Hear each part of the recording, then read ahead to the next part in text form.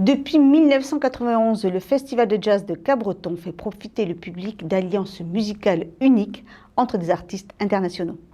Retour sur les soirées phares de ce festival. Du pianiste virtuose au légendaire contrebassiste, chaque année, Cabreton fait appel aux plus grands noms pour proposer un festival de jazz riche et varié.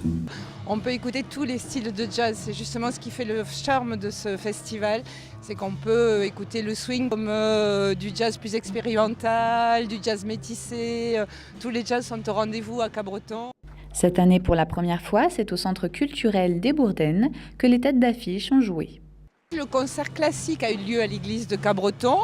À midi, sur la place de l'Hôtel de Ville, nous avions des concerts gratuits pour le public. Et les soirées avaient lieu à la salle des Bourdaines pour plus de confort du public et pour accueillir un public encore plus nombreux effectivement cette année. On a accueilli plus de 6000 spectateurs entre les différents spectacles. On n'avait jamais atteint de tels records pour les concerts du soir. Le vendredi soir, les Bourdaines accueillaient Franck Avitabile, trio.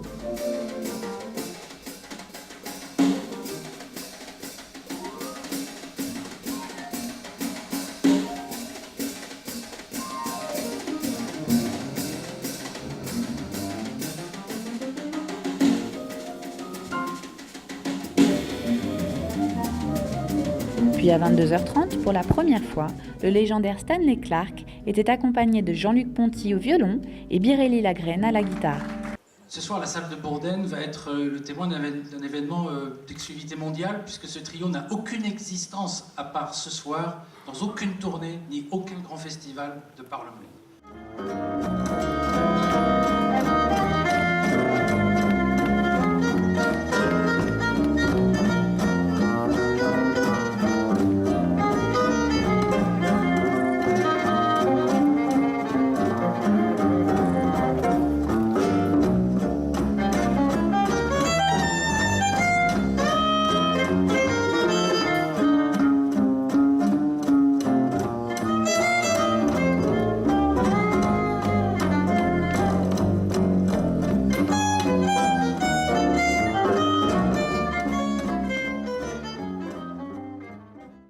Le samedi soir, Jackie Terrasson et Stéphane Belmondo poursuivaient ce week-end prestigieux.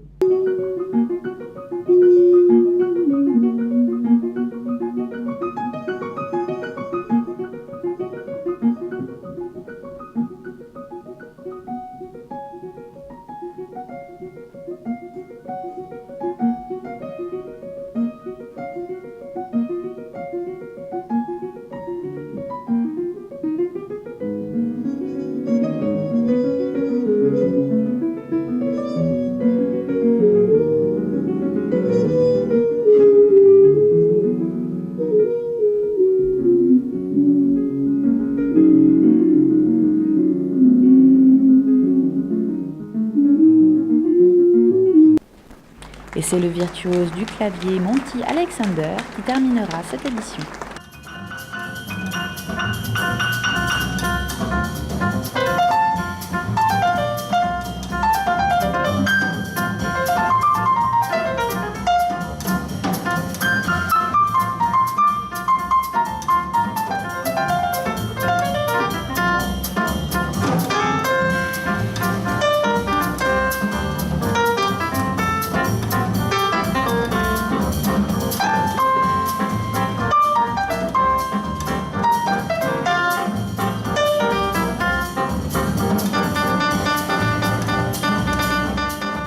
Des temps forts du festival que Christian Nogaro avait concocté pour nous avec beaucoup de passion, la passion qu'on lui connaissait. Et c'est vrai que sa disparition cette année a endeuillé ce festival et l'a chargé d'une très très très forte émotion. Mais les concerts étaient absolument magnifiques et on doit absolument lui dédier cette édition. Voilà, merci à Christian.